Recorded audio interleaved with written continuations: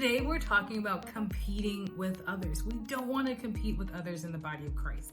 We just want to be the best we can be. We want to be competing against ourselves, if you will, but not competing against others. We're going to take a look at Leah and Rachel, these two sisters who were both married to Jacob because their father Laban tricked Jacob into marrying both of them by sneaking Leah, the older sister, into the wedding bed on the wedding night. So Rachel said, "Here is my maid Bilhah, go into her, and she will bear a child on my knees, that I may also have children by her." So Rachel here is barren. Her sister Leah has had 4 sons. We learn that in Genesis 29 and 35.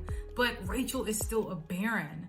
And so when we see this, Rachel decides to give her handmaid to her husband so that she can have children through her to compete with Leah. Let's see what happens. Verse 4. Then she gave him Bilhah, her maid, as wife, and Jacob went into her, and Bilhah conceived and bore Jacob a son.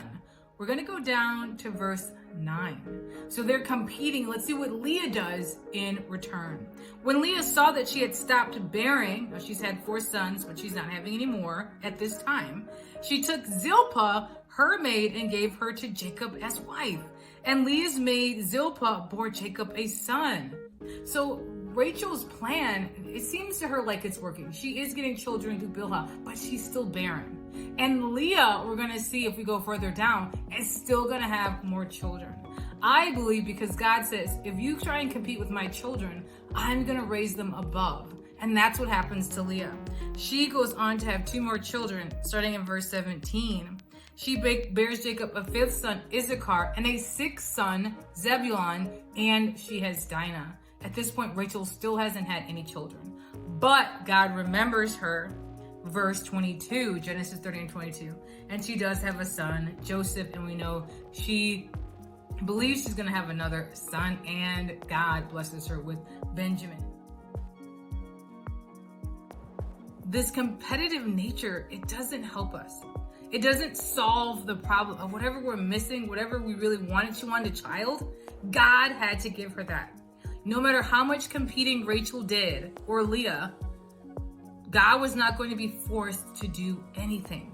God answers prayer, and he answers at the right time, which we see when Rachel receives her son Joseph at the proper time. Beloved, don't compete with others.